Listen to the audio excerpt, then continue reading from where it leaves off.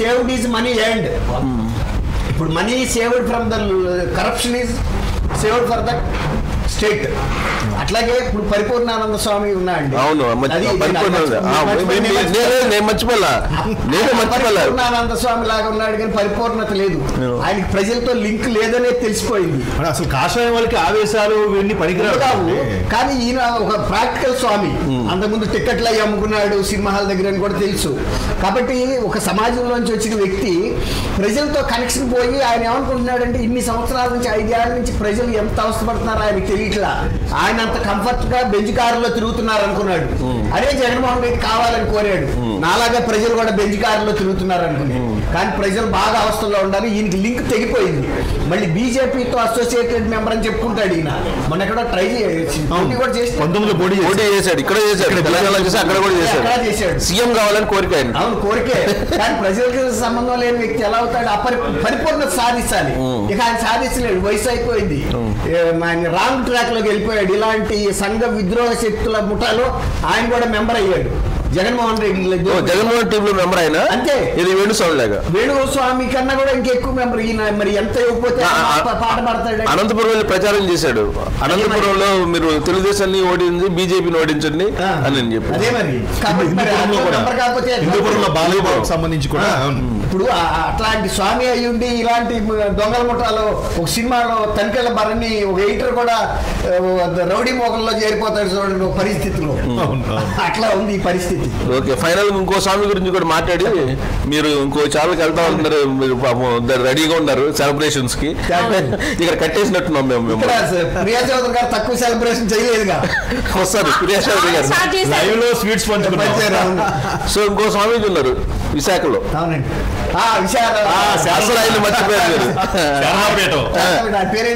స్వరూపానందేంద్ర.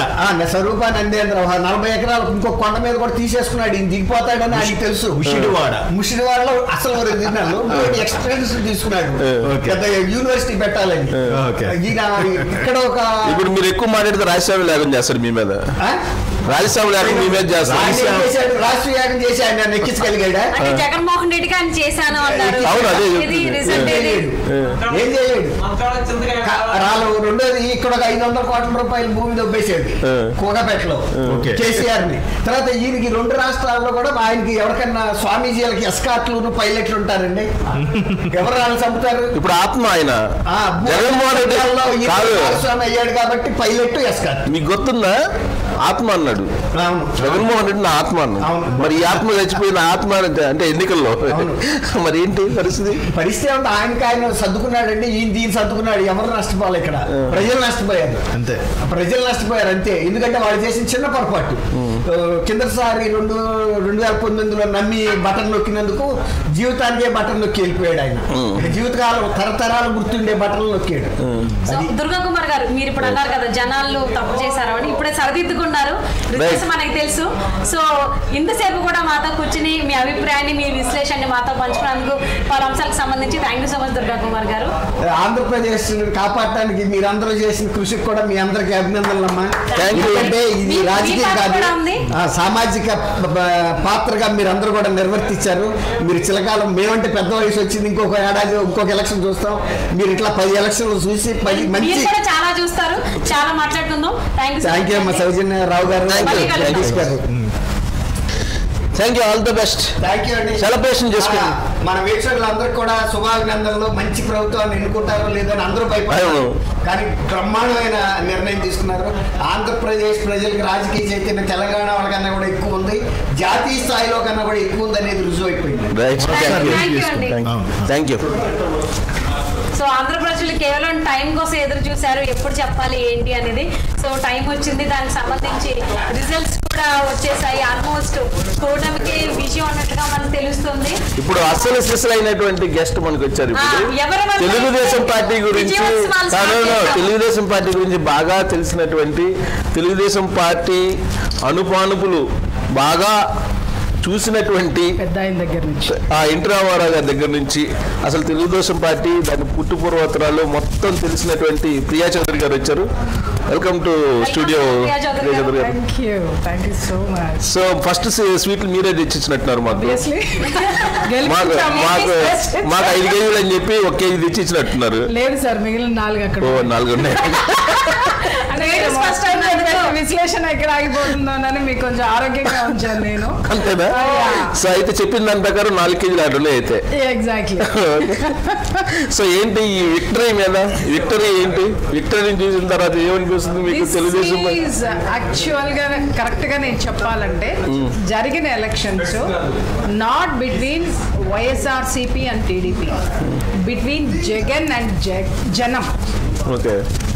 జనానికి జగన్ కి మధ్యన జరిగినటువంటి ఎన్నికలండి. జనం గెలిచారు. జనం గెలిచారా? జనం చేతికించుకున్నారా జగన్ ని? జనం గెలిచారు. మనము నెగటివ్ లోకి వెళ్ళొద్దు. ఈ రోజు అంతా జోష్ లో ఉన్నాం, చాలా హ్యాపీగా ఉన్నాం కాబట్టి జనం గెలిచారు. ఆ జనంలో గుండెల్లో ఎవరున్నారు అనంటే ద గ్రేట్ టీడీపీ, ఎన్టీఆర్ గారి దగ్గర నుంచి ఆ తరం నుంచి. ఇంకా చెప్పలేదు అనుకున్నా, ఆయన చదవకుండా నేను వాయిస్ రాదండి. అదే అనుకో, అదే ఎయిట్ చేస్తున్నా.